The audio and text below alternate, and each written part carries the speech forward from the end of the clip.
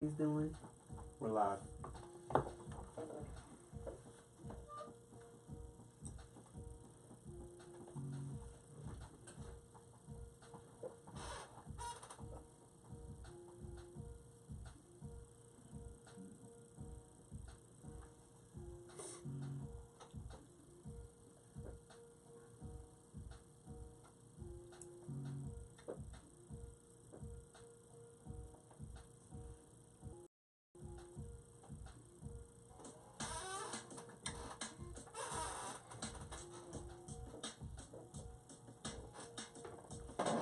You share now.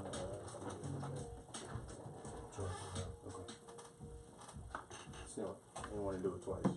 I didn't want to share it twice. Okay.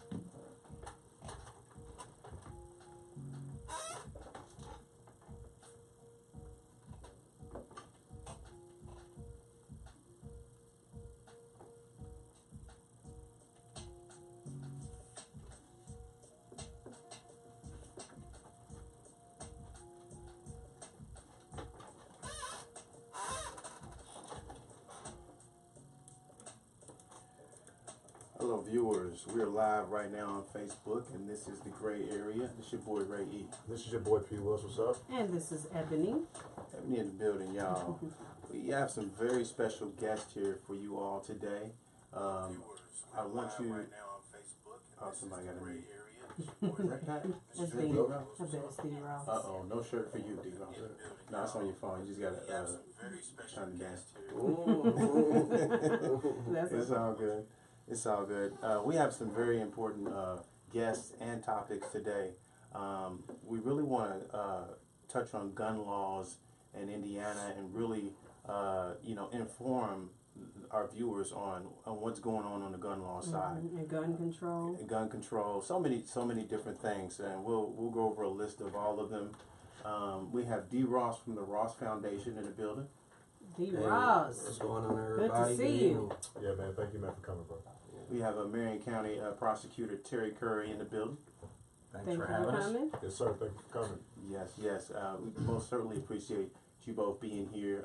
One thing that we want to do is just give the community a voice, and talk about the things that aren't being discussed in a respectable manner. Usually, the media makes it seem like there's some bias to anything, and I don't think that is the intent. But for ratings purposes, they do what they do. So we just want to be able to get the word out about the gun laws in Indiana, and not only that, just talk about a lot of the things that are surrounding understanding gun laws and what's happening in the states.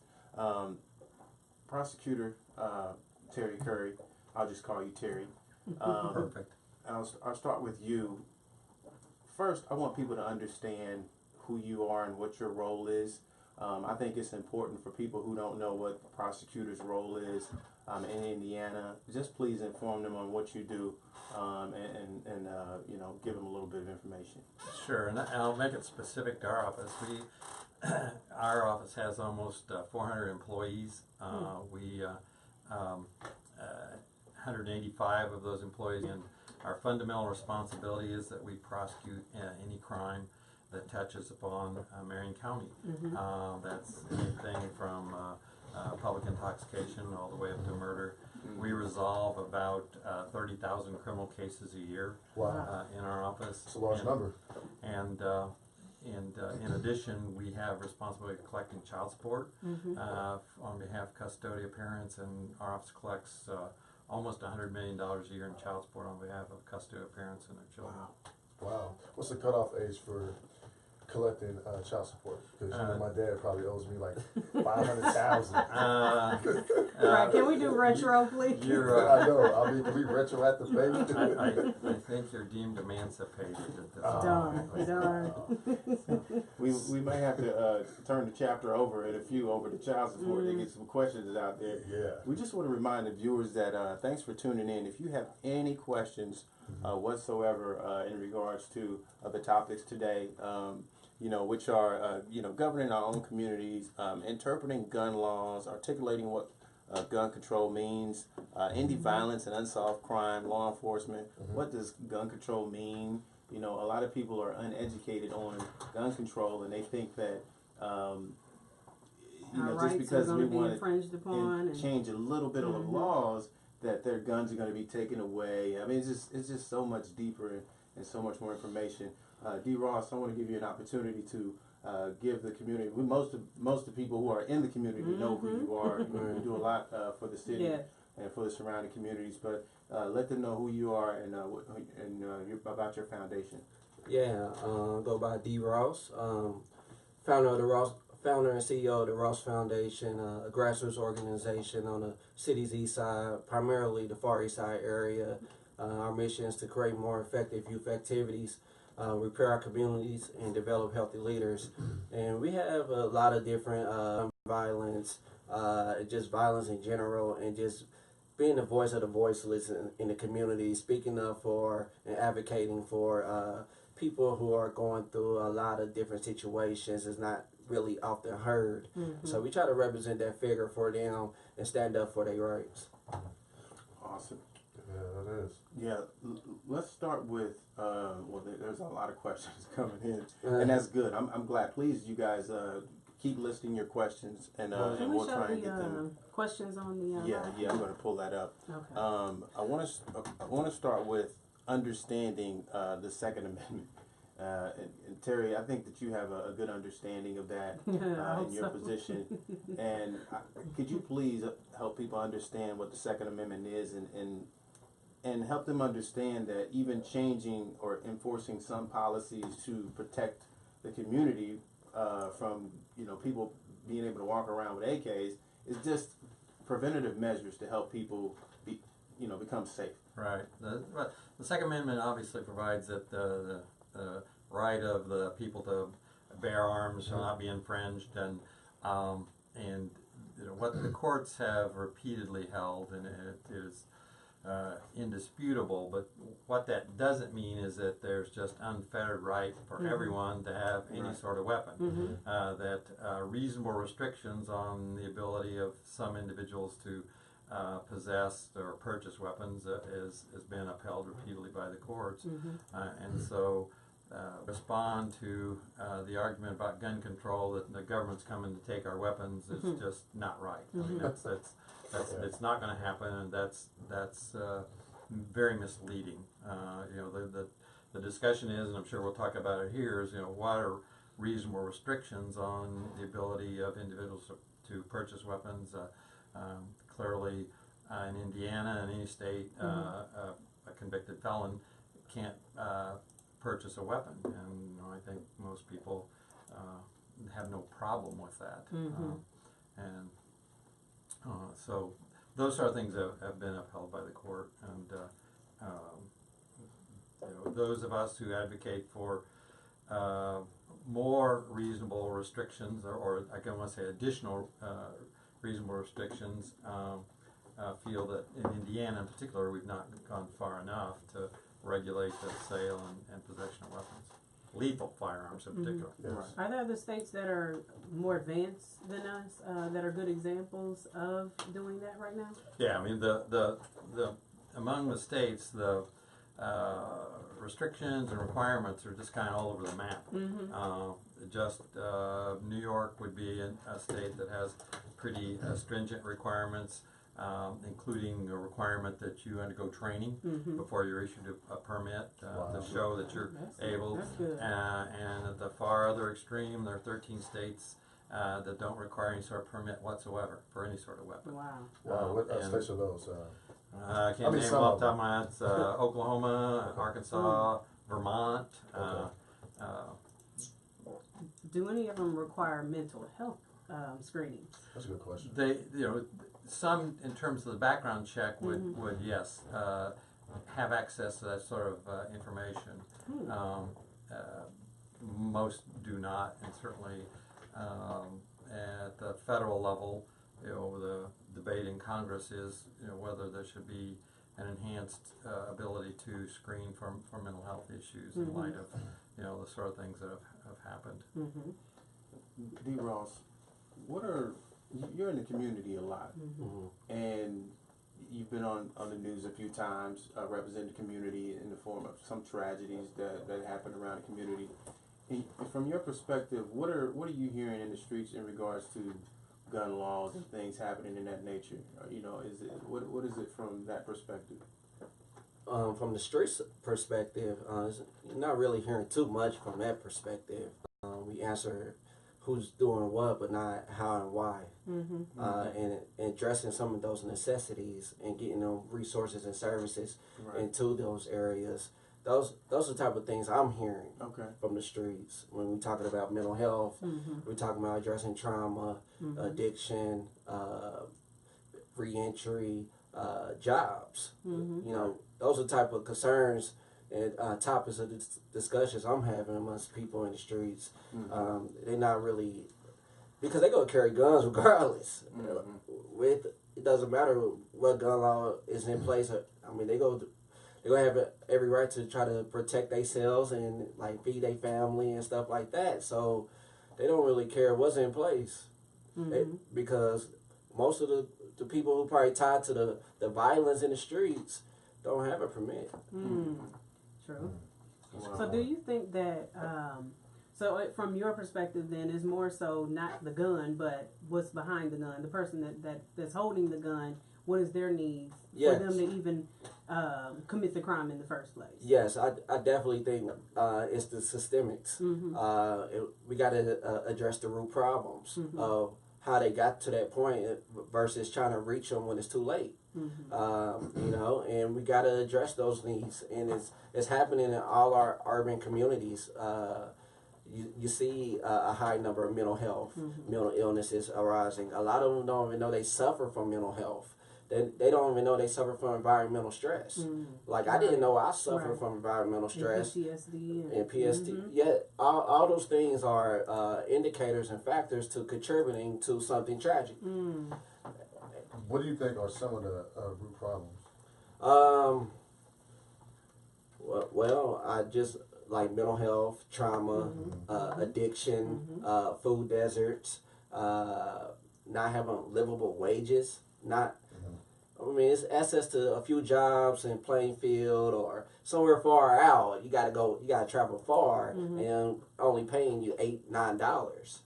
I mean, you cannot really provide for a full family with $8 to $9. That's not a livable wage. And also addressing felons. You know, there's so many different barriers is keeping people from being successful and sustainable. Over and over again, they like, man, I already know I'm gonna fail before I even try. So it's like a lot of hopelessness that needs to be restored. A lot of so I think that's where we need to start. So do you think? I don't disagree. Just permeate the criminal justice system. Yes. And you know, we have a number of programs that address individuals for low-level offenses, and you know, we can always do better. But you know, we clearly recognize you're exactly right, and we need to find ways to divert those individuals out of the system rather than churning them through the criminal justice system. Exactly. What are some of those solutions? I think we do have programs, we do have reentry. You know, what is the ultimate fix in your eyes? And both of you guys can chime in on that. I know the mayor announced the new facility that's getting in place. Can you touch on that? Sure. There's going to be an assessment center as part of the new criminal justice complex, which would include a new jail and an assessment center too. And the goal is to assess individuals as they first enter, if they've been arrested, to assess them right up front for mental health and substance abuse issues, and then the hope would be to steer them to the resources they need to address those issues. Okay. Well, that's awesome. You know, I think that's very necessary. And you know, as you stated, you know, there's a lot of people out there suffering right now, and there's a lack of resources to accommodate that. And therefore, crime increases. You know, and then to see that. And also to add to that is it's a lot of lack of resources and services, but it's also a lack of outreach. A lot of people don't know about those resources and services that's available to them, that they have the right to. So it's like connecting with those grassroots organizations those churches that's inside those communities Right. to deliver those resources and services, and having that bridge that relationship. It's a gap right now. Yeah, and and we have the programs now. I mean, we have, there's 2 different courts that have mental health programs in Marion County. Judge Crawford has one, and I forget where the PAIR program is. Those are mental health programs. Drug treatment court is a diversion program for low-level drug offenders. But Dee's exactly right. It requires resources to build upon those, because each of those programs would require, in the mental health area, the involvement of mental health professional, case managers, and it then requires a commitment of funding to do those, or to build on those programs. The programs are there. We just need to build on them. Yes. Wow. So it seems like the funding is there, the program is there. Why aren't they hiring people to? I mean, we may or may not have the answer to this, but why aren't they hiring people or reaching out to other organizations? That there's so many foundations that are out there helping people. What is the block? What is the block? And I'll always use this as an example.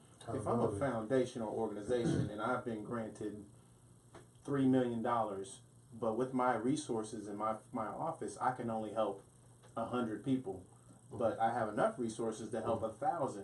Why aren't I reaching out to other smaller organizations in the city and pulling them in to be used as resources? Right. Well, one thing I want to touch on is when I do meet with the city council or state representatives, they really just don't know who's available. They just don't know who those organizations are. And we have to create a directory where it is available for them to provide those resources and services too. That's a good idea. I think that'd be good for the community, to provide those resources. I mean, that informational to them, so they can know who to reach out to instead of the same traditional organizations and establishments that's really have that needs to have a change up in their organizations as well, because they may think one way is working strategically as far as for that community, but it's a different generation, different times, and you gotta adjust to what's going on today's and not what's been happening in the 90s, because it might not be the same thing. Right. Crime. I mean, there's organizations that are fighting crime right now in the city, but crime is steadily increasing. Yeah, exactly. What is the? I know we touched on a lot of why that may be happening, but how do we get organizations that are supposed to be fighting crime to, again, reach?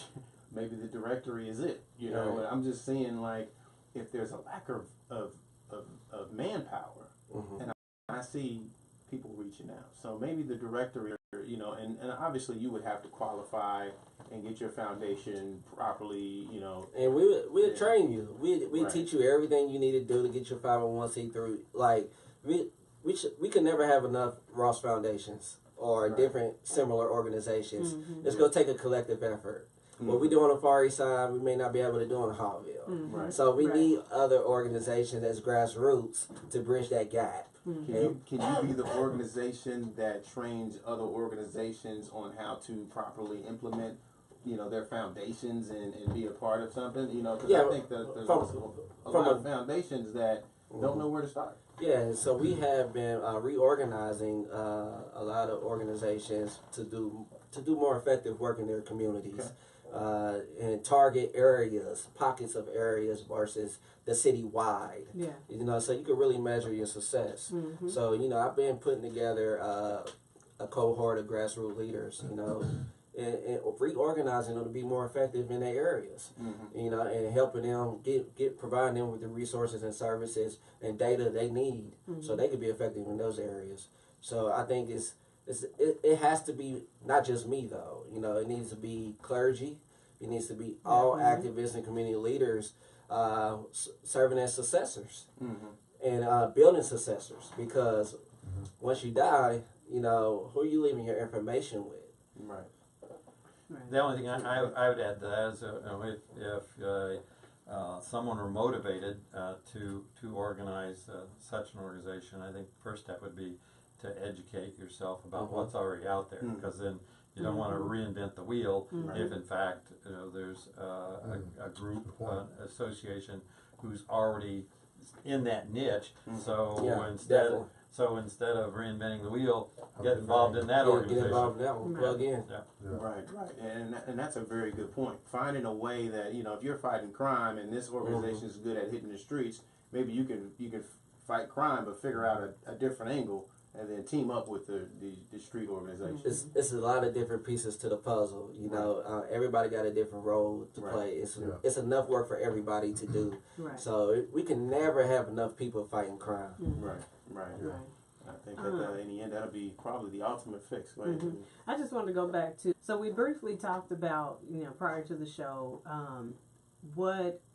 just some of the misconceptions about what you can carry, what you can't, what you can carry, what you can't, where you can have a gun. Like I was telling you, I didn't know that you could have a gun in your house without a license. And there's other things you can do as well. So can you inform us more on the right to carry and those other statutes or policies? Sure. First of all, the only weapon in Indiana that would be subject to obtaining a permit is a handgun. And you cannot get a permit if you have a prior felony conviction. You are not required to have a permit to have a handgun in your home or on your own property or on a property where the individual is given. Otherwise, if you're going to carry a handgun, outside of those areas, you're required to have a permit to do so. I don't believe it's a burdensome procedure to do that. You apply, and then, assuming you qualify, then you're issued a permit. The permitting requirement only extends then to handguns. So to have any sort of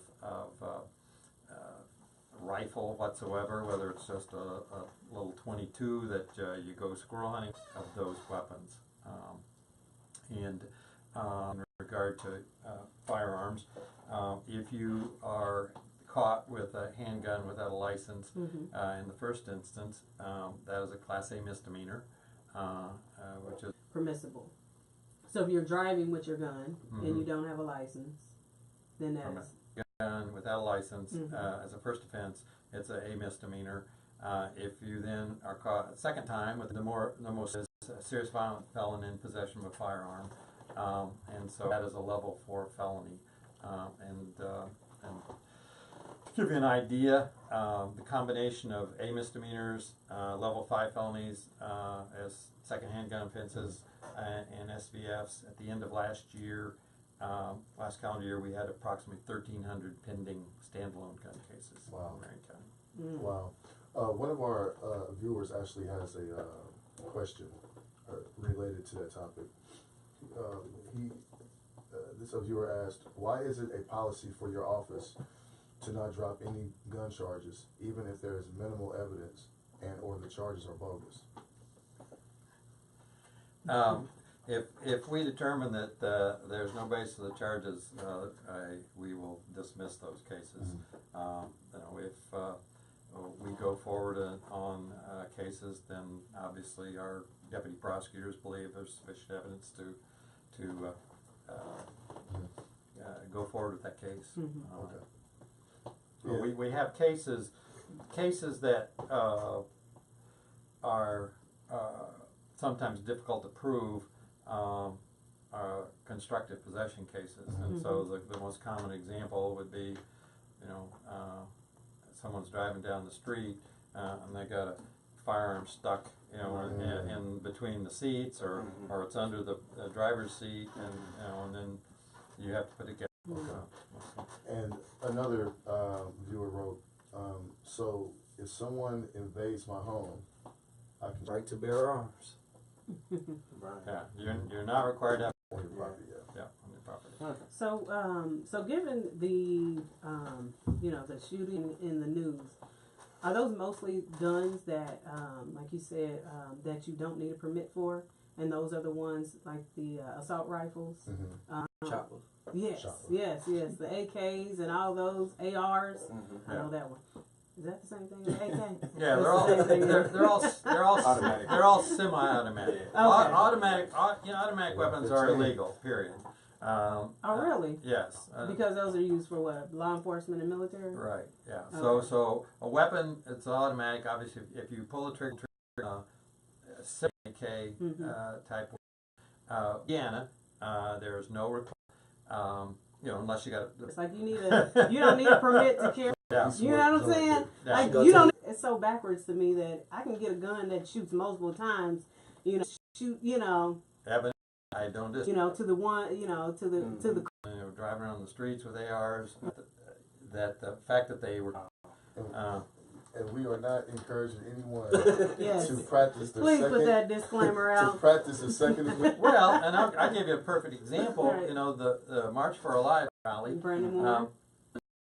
And the blizzard. Yes. Yeah.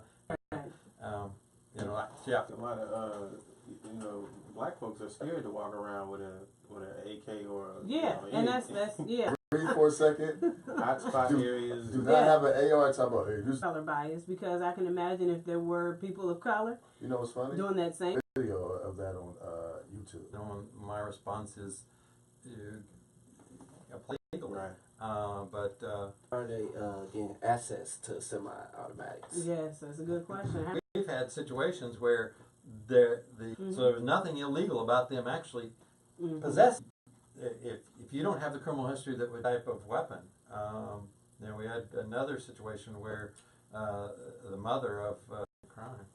So because you talked about Yes. in regards to touched on it, but about your goals. Yeah, well, in a nutshell, for sensible gun rights. So, for example, in the last legislative session, there was a bill to eliminate the requirement even of permit for handgun. I tested, so we still have the requirement permit. We're going to put together a legislative program this year that would include the sort of provisions in, as we talked earlier, in states that enhanced background checks, handgun before we give you a permit, limiting the areas where, part of those who advocate for gun reform talk about a ban on the toothpaste back in the tube. Right. But I think we can, for real simple starters, require someone to have limitations on where you can actually. And we actually spoke at a rally on Saturday, put together by models who are on board with going forward with us.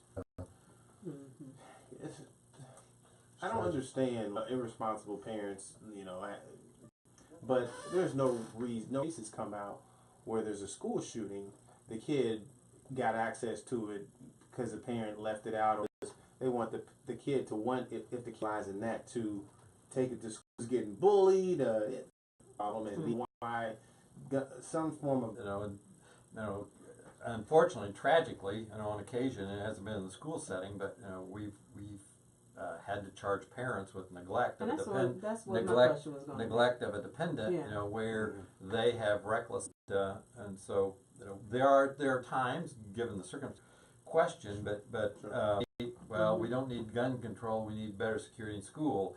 That is our unfortunate reality. Yeah.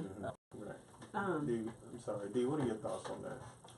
I think first and foremost, you should never leave your guns around any child, and any parent should be held accountable if they do. Like you said, being charged with reckless.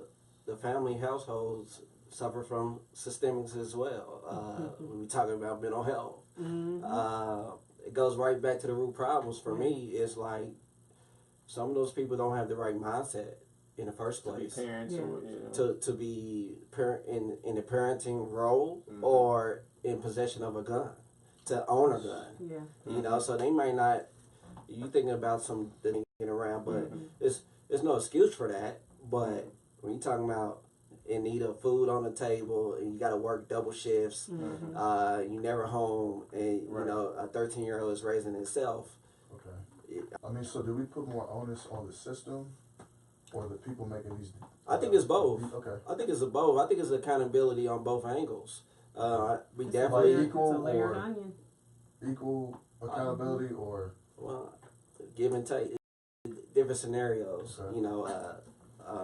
You know, recklessness and not addressing the systemics. I want to take a second to take some of the comments that the viewers are making, commenting or saying in the comment, reading in the comments or addressing doesn't necessarily mean involved in the discussion. So Patrick Carrick says that please understand a conviction for some people is not enough to keep people from carrying in neighborhoods where it's more important to protect yourself than it is to follow the law. What is your thoughts on an individual who has no choice but to protect themselves regardless of their prior That's a conviction? really good question. That goes back to addressing the systemics. For sure. It's a reason why they gotta protect themselves. Right. You know, when a person is in these areas, it's gonna be, he may stick me up because he needs to feed his family. He needs to. person that hears everything that you are saying, right? But they're like, well, these people have a brain. You know, there's different ways to Yeah. feed your family. But I think the viewers also asking in regards to defense. Like, I live in a community where I have, like, if you're in a community where you feel like, I will be robbed or I will be killed. Why is that though? Right. Why? Like, they have to defend themselves, whether it's legally or illegally, because of the community that they live in. Sure. Yeah, and in any circumstance, whether it's this scenario or any sort of conviction of a crime, can consider mitigating circumstances, in terms of how they resolve the case or how a judge sentenced someone a case. But the bottom line is that it's a crime under Indiana law, and as it's our responsibility, our sworn responsibility to enforce those criminal laws, and that's our obligation. It is a crime. Absolutely. The school shootings that they don't happen in urban neighborhoods. Because I've even heard someone say that there isn't enough security in non-urban schools, and it doesn't happen in urban schools because we have all the security, which is not true. Because you can actually Google the safety plan for just a safety plan, how they handle live active shooters, if they have camera systems installed, all this stuff. So employ public law enforcement. Okay. Some of them actually employ public law enforcement. I think Ben Davis has public law enforcement security guards out here just for dismissal. So I think that's a myth. For one, it is a myth that urban schools are more are heavily secured. I've been in an urban school that wasn't. Is it that we don't have mass shootings? Because in all shootings, we have stabbings, we have non-urban settings. I don't know what. Yeah, I mean, there's school shootings in this country.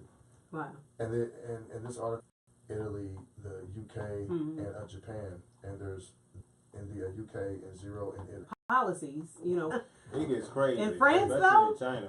Hey, they behead people. They all about love in In France. certain Like, places, they are I'm beheading not people. recommending that we go that far. the question is, how does the U.S.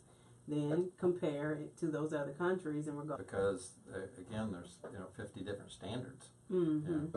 Country is like, any type of illness, there's a prescription for it. So maybe that ties into it too. I mean, there's Right. 288 reported school shootings, man. That's crazy. Well, what is the commonality between when you have mass school shootings? And I guess I wouldn't say mass because Noblesville wasn't mass; it was 2. But when you have school shootings, the commonality, it seems like, with the shooters is they were bullied, some kind of vendetta. Mental health. It's always mental health. So I'm going to be devil's advocate here and say, okay, well. And they prescribe people medicines, man, for that stuff. But Right. So I'm going to, have gun control and all these things, but then that old cliche or that old quote that says it's not, it says this, guns don't kill. What if it's just not the gun that you want to put in place? The bill gets passed, but we still have the same issue. Or do you even foresee that it will solve the problem? Well, issues. I sincerely believe firearms, the requirements here, in terms of it's a combination of finding better ways to set a firearm and brought it to school. You know, in and of itself, stricter gun coming into school, and you know, and part of the national conversation. But you know, the ability of schools to be more attentive and having the ability to address that and respond to it. Absolutely, because I think a lot of this stuff can be seen. You know, you spoke on it earlier on, you know, some of these kids are going to school with grown people's problems. You know, Very they don't much so. yeah, they don't necessarily, they're not able to be a kid and come to school to learn. How can you learn when you're hungry? You know, how can you learn when you know you got to go home and feed your siblings because your parents might not be home all day. So there's so many different factors in, you know, why kids do what they do, and it's hard to identify that. But the least thing we could do is to be better parents in regards to guns and you know, things that they have access to, because that doesn't help the problem. Right. And I'm going to get off an entirely different subject, but you know, my friend Peg's here, and you know, she's heard me talk Shout about to Peg. about- How you doing, Peg? about- Shout to Peg. about Peg's in the building. hundreds of times, which is, you know, when I get my soapbox is, you know, for me addressing, you know, this lot of what Dee refers to as systemic problems is, to me, the one thing that we can do collectively, a community, is have a comprehensive commitment to early education. Absolutely. Yeah, very and, much you know, so. and you know, we keep, you know, legislators playing around with it. They're going to have pilot programs. That thing. We need absolute commitment to early education. You know, what we see the pattern of kids come to school and they're falling behind second grade and third grade. You know, that's not going to be a good pattern. And you know, and you know, again, part of my soapbox is, you know, we shouldn't view it as a cost, as an expense. It's gonna be an investment, and either we're gonna spend the money today to get those kids off on the right foot, or we're gonna spend it down the road when they can't find employment, when they can't stay in school, when they end up in the criminal justice system. And I just want to touch on one thing. Like when we talk about the indicators for the mass shootings in non-urban schools, we talk about bullying, we talk about mental health, or we talking about, you know, dealing with something at home. Well, that's every day in the black community. Right. And when we talking about urban gun violence, children are dealing with that on an everyday basis. Right. It's tragedies that equals multiple mass shootings per day throughout the country, throughout the country, United States, that we have to equally bring more awareness to, and not just have that conversation around school shootings, but this is equally important as well. Urban gun violence, and that needs to be on the same platform as addressing the policies and the laws of the school shootings. Well, we don't get enough attention in the black communities about addressing some of the root problems that's going on every day. That they have every single day. Every single day that a tragedy shooting per month, you know, or a couple times per month, but we are dealing with this every single minute. Absolutely. And I had this idea, and this kind of touches on what Terry was saying in regards to, you know, early education. I seriously, I've been talking to people, like especially Patrick, he's heard a lot of it, about a life skills program. I've talked to Ebony about this too, but a life skills program targeting kids from 8 to 12. To me, kids from 8 to 12 are like, this is the time that you really need to inject respect and tell them about sex education, all these different things, because they get access to it quicker than you think. Right. You got, you know, social media, YouTube, all these different Music. avenues, and they're finding out how to be adults before they're adults. And as we know, a lot of that stuff is not even real that they're taking in. So if you have a life skills program starting at 8 years old that you make it mandatory in schools, and you say, and this is where you teach them about credit, teach them about relationships, teach them about how to control, how to respect people, how to control your anger. Kids are going to, like I said, going to school with grown people problems at 8 and 9 years old, and the only thing they can think about is survival. And more we need in schools is therapists they can relate to. Oh yeah, that's you know, major. Especially That's a good point. in schools on the east side, like in a couple IPS schools. You know, there are white therapists serving black children. So. Yeah. And most of the times when I talk to the parents, they cannot identify with that white therapist right off the back. And so we got to challenge our own black community to get more black therapists in those positions. Yeah. To follow up on your point as well, and it kind of ties back into what I said about early education, is clearly all of the research shows that particularly for young kids who start to then become involved in criminal activity, you know, at 10, 11, 12 years old, or start to affiliate with a gang, you know, whether it's a true gang or just a neighborhood clique, that they do so because that gives them a sense of self-esteem, a sense of family, self-confidence. Absolutely. And, you know, my point in terms of early education is you know, if someone gets off on a good start, as well in school, you know, you see the kids who do well, who are involved, they do well in school, or they get involved in the arts or music or athletics, that gives them that same sense of self-esteem, and you know, that's my soapbox. Yeah, that's good. I wanted to address, I think Gary and Tim on the use of the word urban. So I wanted to just clarify because they were saying that we're using code words. But just so you know, understand, there's a difference between urban and rural. You know, those are ways to identify a demographic location. Urban is not just black. It's Hispanic, it's black, it's poor white, it's low income. It could also be high income. Just depends on where you are in your city. So I just wanted to that's a teacher clarify the use of the term urban. So, you know, when we're talking about urban school shootings, that a lot of school shootings or mass don't take place in urban schools. They don't take place on the south side, you know, where it's predominantly white. You know, which is urban, which is an urban part of the community. Pretty decent. So I just wanted to be clear on that. But I also had a question for both of you. Do you think teachers should carry guns in school? Absolutely not. No. No. Because if I was a teacher, you don't If want I me was to a be teacher now. I'm rubbing it on my chest like, okay, y'all say something else. Teachers don't need guns. It's gonna be It is nap time. You know, I said I said it's nap there time. will always be that one substitute that all the kids tease you and walk in the hey, look here. Oh my God, they get They're gonna tease me substitutes. today. 'Cause I'm gonna tease you man with a pistol. it's They just give tough. substitutes In a all hard time. seriousness, if you see that there's a lot of kids that are hurt.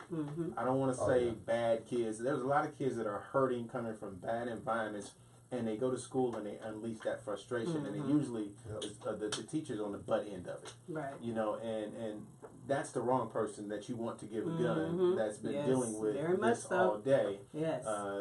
Shout out to all the teachers who are patient and, you know, wanting to be a part of these kids' lives and help them improve their lives and be better with them. There's a lot of good teachers out there. But we also stress that the teachers who may not come from those areas, or who may not be a part of, who've grown up a different way, may not understand, you know, some kids. Give them a chance to learn. You know, a lot of kids are being forced into schools that they have never been to.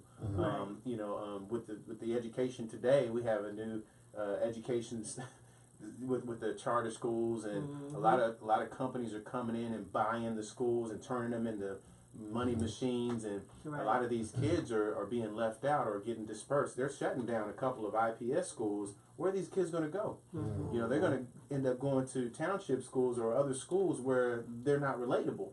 You know, they come from a different environment. So I'm asking that teachers be patient with kids who may seem like they're out of place, because really they just need to understand their place, and need to have someone that can understand them, and you know, a lot of these kids just want a hug, you know, really, you know, at the end of the day, and there's no way to release that frustration except for to you know. And I think if it's a coexisting with the parents and the teachers coming together in a community forum and preparing for those transitions, you know, for those children to come into their schools, you gotta have a collective conversation about what needs to be done to make sure your child get the best education possible. I want to ask about law enforcement and gun control for law enforcement. So whenever we have law enforcement and a shooting of a civilian, the first thing that we say is, or that the community says, or I don't know, even if the prosecutor's, well, not prosecutor's office, but is we need more strict training and measurements and mental, doing mental health background checks and things like that. So what your plan in regards to gun control, I know it sounds like it's mostly for the civilian community, but do we have any kind of bills or anything that is in place right now or in the works to regulate gun control in regards to law enforcement? I know that's kind of I guess a gray area, but I mean, I think those laws should also apply if we are going to regulate the community and things that are requirements for the community to carry a gun. I think the same thing should apply to law enforcement as well, and they shouldn't be exempt from any policies. Well, first of all, I mean, there wouldn't be any laws that as such, that address. The answer is just continuing to enhance the training that the law officers receive in terms of the use of lethal force and I guess more importantly, better deploying alternatives to lethal force. I mean, clearly one issue is, and I know they train on this, and probably need to reinforce it even more, is training law officers to de-escalate a situation, rather than to escalate. They come into a situation, where an individual's being hostile and yelling and screaming. The worst thing you can do is start MFing and screaming back. Right. And so, I know they train on that, but, obviously officers need to take that to heart. But, in terms to, if I understand your ultimate question, in terms of having laws that then govern officers' use of force, I mean, it's limited to what it is now, and that is, if an officer or anyone else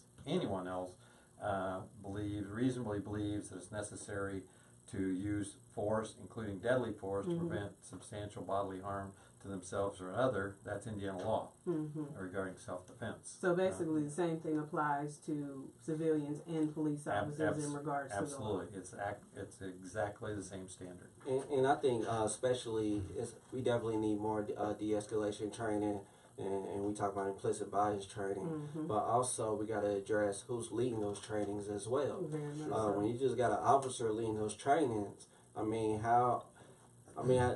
you seeing both sides of the spectrum? I think being on the force for, not to cut you off, but being on the force for 20 years as an officer, you might see the one side of it. You might not necessarily understand from the other side. And black folks naturally, and I'm just using this as an example, we're naturally emotional when it comes to things. A kid gets shot, somebody messing with my kid, whatever. We're emotional, we scream, and we need to be calmed down a little bit. Right. Which is different from, other races, I think. I think everybody has their own way of dealing with things, but I think some officers go into a situation, and we were speaking with I won't name the officer in respect for him, but speaking with an officer where he had to come in and de-escalate some situations because he understood what was happening, and other officers are screaming, shouting, sit down, and they just don't understand the emotional distress that some people go through. So, that's important for someone to be able to explain that. As I was talking to IMPD about that, it's like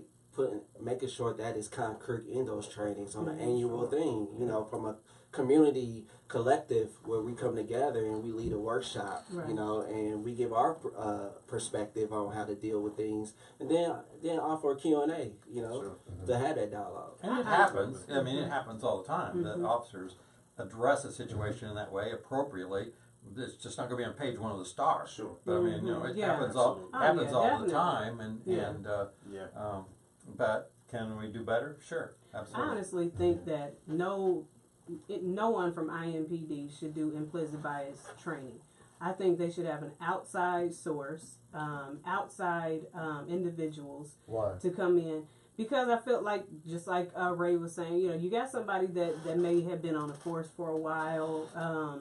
Well, because you just basically, quite frankly, you might have bias from your implicit bias trainer, But so I think it should be somebody that's from the community, that's in touch with the community, that this is their specialty, and that is just really just has no affiliation whatsoever with the with law enforcement, because I think they could have a little bit more flexibility, but also I think they would be they just I mean I guess they just be more unbiased, you know. Yeah, well, and the implicit bias training that IMPD's done within the last year, as well as our office, we had mandatory implicit bias training in February for all of our attorneys, and it was not done by someone local. So it wasn't from the community, as suggested, but it wasn't someone from the police department either. I mean, it's. I think the one was actually an academic. So, but no, it was someone from outside the law enforcement community. And that's what I was saying. We need to make sure we include back in there, because when we talking about sense of community, we need to have community leaders and activists and clergy involved in this process, because we ain't gonna solve crime just by policing. You know, it's got to be two-way approach. Yeah, absolutely. And that's what Chief Roach, as you know, Dee, years ago, we had something long before I was in office called IVRP, Annapolis Violence Reduction Project, and Frank Straub, when he was the public safety director, basically disbanded it. And as you know, is reinstituted IVRP and created two components to it: a community component and the policing component. District councils. Absolutely. And to add to Ebony's reason for Patrick's question is that some officers become desensitized to, after years of seeing it one way, you become desensitized to the other side and just believe that if all I'm seeing is crime and all these different things as an officer, I might believe that this is really what's going on out there too. So sometimes you need somebody to stretch over on the other side and say, hey, this isn't happening everywhere. This is a one and done. But this community is just not that it's crime ridden, it's that there's a lot of hurt people in there. Okay, so take that community, instead of sending people in there, soldiers and tanks, send some people in there that understand them and are able to provide that mental assistance. Exactly. So, this has been a great discussion. I know that we all got things to do tomorrow. And I don't want to, we could talk all night. All of us could probably sit here and talk for the rest of the night. But I just want to thank you both for joining us on this discussion. I think it's important for the community to hear straight from the mouths of those who are either out in the community or in in the building doing your thing. I'm sorry. Prosecuting those people who in the county building handling business. There's some other discussions that I'd like to have. I'll probably have with you off the air in regards to child support questions. Oh man! Hey, believe it or not, that is a real barrier. We have a whole show on child support. Yeah, we'd love to bring you back, man. Well, and I was going to say, I'm happy to come back. Okay, all right, man. We'd love you to come back. We definitely want to touch on that. I think that there's definitely some improvements to come on that side. I'm just gonna leave it there. Like I said, man, listen. Like I said, look, I think my dad owes me like $750,000. I need to get something. You gotta cut that in half. You 37 now. 32? Man, he had the nerve to tell me that he paid off. I have a. If I could correct you, he doesn't owe you, he owes your mother. Okay, well, there you go. Shout out to my mom. I just want to make sure I shout out a couple things that's coming up. Sure. Yeah, absolutely. June 20. Peace Walk. Oh yeah. The peace. I got two events coming up. That he's gonna say it, haven't he? But I totally forgot to ask him about the Peace Walk during the show. That was me thinking out loud. So June 21st is a meeting. It's called a social contract meeting. Okay. That the community is having as a collective, where they are saying no to innocent kids getting killed, women getting killed, senior citizens and elders getting killed, and restoring their morals and values back into especially the urban communities where they have some type of values they stand on. So they are addressing that June 21st at the Jewel Center, 6333 North Illinois Street. It's open to everybody to come. It's a good discussion that's going to be taking place, and not just really talking. We talking about getting to some real solutions You know, Good. these are actionists, not activists. There we go. All I right, like say that again. Actionists. actionists. Ooh, not And that will be activists. taking I like that. taking that. place at 6 p.m. And then my Peace March I'm doing, we do annual every year, June 30th. It'll be taking place on 38th and Franklin, and Okay. ending on 38th and Post at the Boys and Girls Club at 12 p.m. to 2 p.m. It's open to everybody. It's called Our Youth Matters Peace March, and we create a platform for the youth to have a voice, to speak out against everything we talked about tonight: the gun violence, Great. the mental health, the trauma, anything, parenting, police relationships, schools, name it. And then at the end, we have a youth expo where we got nothing but youth vendors with their own businesses selling that's their own so products. Young entrepreneurs. Nice. Yeah. So love invite it. all the children out. Hey, it's gonna be a fun experience. That's good. Nice. Terry, I know that you have some things that you're working on as well. Could you just reiterate those things? Besides prosecuting in Marion County. Yeah, but I mean, you said you had sent out some articles and stuff, and I just want to make sure that people understand what you're trying to do for the community as well. Right. Well, first of all, we did a column last week that actually arose out of attending a conference in D.C. And the whole theme of the column was not only is Congress not considering sensible gun reform, they're going the opposite way by having just all kinds of just literally crazy pro-gun legislation before them. And I'll just give you one example. I know we're Sure, going to really leave. good. Is, in Las Vegas, when this goes back to the conversation about automatic weapons, semi-automatic weapons, the shooter in that instance had converted a semi-automatic rifle into an automatic, basically the equivalent of automatic weapon, by attaching what's called a bump stock, which caused the recoil basically to make it, and there was 50 some people killed within 10 minutes. So a bill was immediately introduced in Congress to ban those sort of devices. It's gone nowhere. Absolutely nowhere. After what happened in Vegas? The gun lobby opposes it. And so if anyone's interested in reading a relatively long column, you can find it on our Facebook page, Marion County Prosecutor's Office Facebook page. Find it there. And so our point was sort of twofold: is that Congress is really going the wrong way, and secondly, as we then move forward, we're going to be formulating a legislative strategy and propose bills for 2019, and we'll involve various other organizations for input, and we'll find a sympathetic legislator and ask them to introduce that bill. Is it likely to pass? No, but we want to make them talk about it and make them tell us why these are bad ideas. Yes. Absolutely. I know we're trying to wrap up. That. Yeah, I know we're trying to wrap up, but I have a quick question. Do you think the lobbyists on the side of, like for example, the NRA, and on that opposing side of strict gun laws, are they just stronger? Are they just more powerful? Money. Well, they literally spill in millions and millions of dollars to support their platform and their issues. And in reality, if you really drill down and think about the bills, really what it is the gun industry and coming up with more and more ways to sell their product is what it amounts to. But as we talked before we started tonight, the most effective weapon that the gun lobby and the NRA has against us is apathy and hopelessness.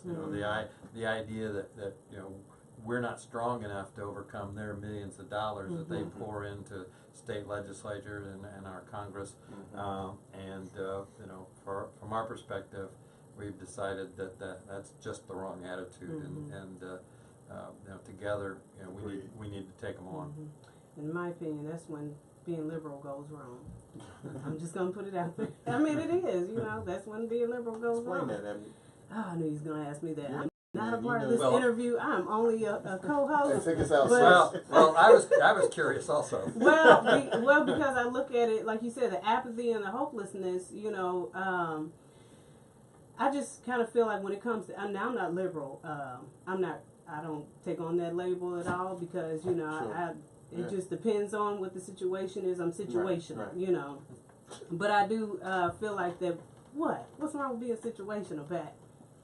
Because he's a capitalist, by the way, just in case you didn't know. When you think about it, we're all a little bit of everything. Right, you know, right. it's just Yeah, I some mean, Some people are though for are more way one thing, liberal yeah, or way yeah. conservative, you Right, know. right. But I think that, I mean, honestly, it seems like conservatives have a lot more. Now I know part of the 1% and part of the powers that be, you know, are in that conservative, you know, are on that conservative side, you know. But I think that when it comes to being, sometimes the liberal mindset is just like you said, it's apathetic. It's the hopelessness, the deficit mindset versus, you know, let's go get it, you know, let's make it happen.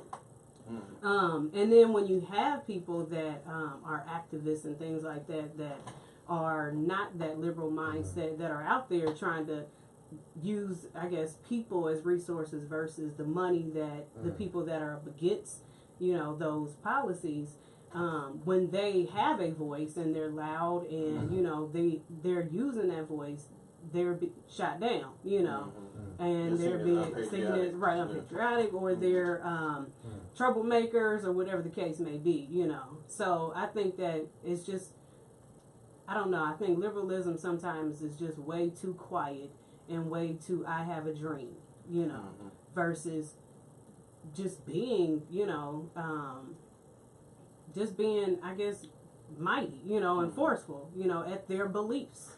Okay. Well, So- and you know, and obviously, each time we talk, here longer. Yeah, no. But here's what's crazy about the gun debate is you know, without regard to labels, is all the polling shows that across the board, whether you're a Democrat, whether you're a Republican, whether you're liberal, whether you're conservative, you know, like 90 to 95% of the people polled are in favor of enhanced background checks, all those sort of things, and it's just those members of Congress and those members of state legislators who are getting millions and millions of dollars from the gun lobby who don't get it yet. Right. Yeah. But you know, in terms of the public, everyone, virtually everyone in the country is in favor of sensible gun regulation. Right, right. That's Okay. good. Also, can you tell them where they could find you or where they can get a hold of you or contact you? The crap. Oh, Marion County, is it the site, the website? Yeah, we have websites on the city, county, and I'm trying to think of the generic email that we have. Things Peggy got that info? We can always, I guess, put it in the We'll comments. put it in the comment section. Yes. But That's when fine. this bill, when you present this bill, where can they find it? I know there's, I have the website saved in my bookmarks, where you can go and see your House bills, Senate bills, and things like that. But what is that website?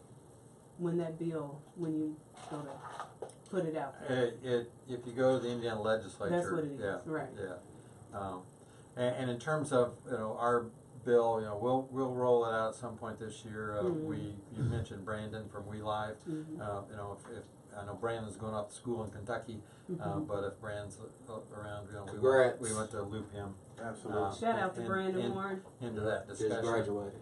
Well, let us be a platform for that if you guys Absolutely. want to. We can bring Brandon in and you come in and we can further push that out Absolutely. there. Yep. Absolutely. We're happy to do that. Yeah. D. Ross, tell us where they can find you. Yeah, the Ross Foundation Community.org, or you can send us an email at the Ross Foundation 317@gmail.com, or you can hit us up on social media at all outlets at the Ross Foundation.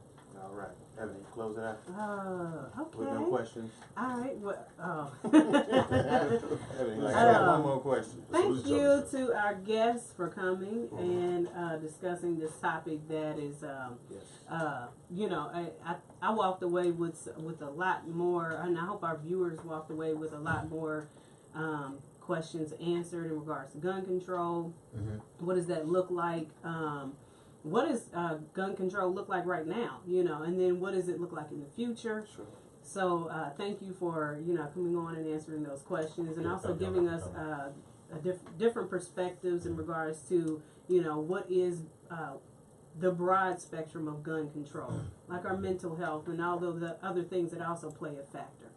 Thank you to our viewers. We had some really, really good questions, good dialogue. We love when our viewers join in on the discussion because that just makes it so much more engaging and inviting. Invite us back. Yes, and yes. And we definitely want to have you guys back. D. Ross already, I mean, he might as well just have like a microphone or something with his name, a plaque with his name on it because he's been here a few times. But yeah, thank you again to our viewers. And if you have more questions, just post them in the comments, you know, and we'll shoot them over to Prosecutor Curry's office. And I'm pretty sure he'd be more than happy to answer those questions for you. Yes. Absolutely. All right. Yeah, we want to thank y'all, man, for coming. Oh, yeah, pleasure.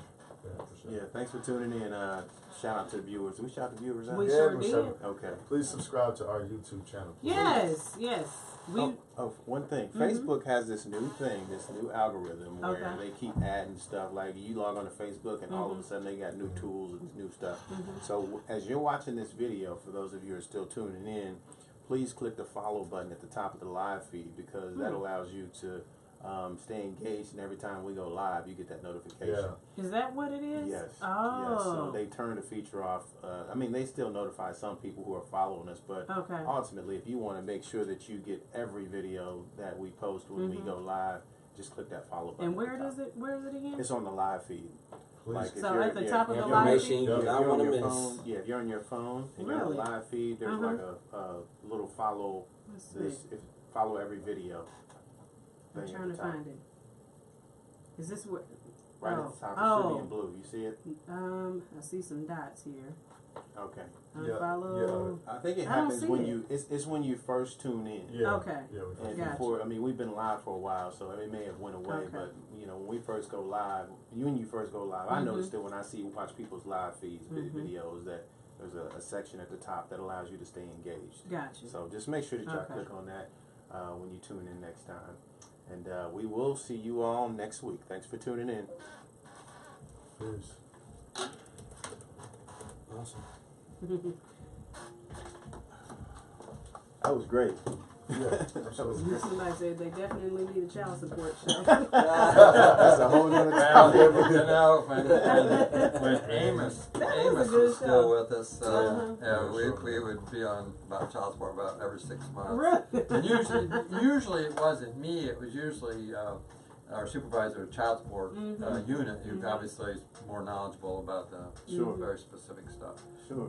But yeah, we're happy. I'll bring John up here. Yeah. That'd be a really good show. Yeah, I I mean, could bring in somebody.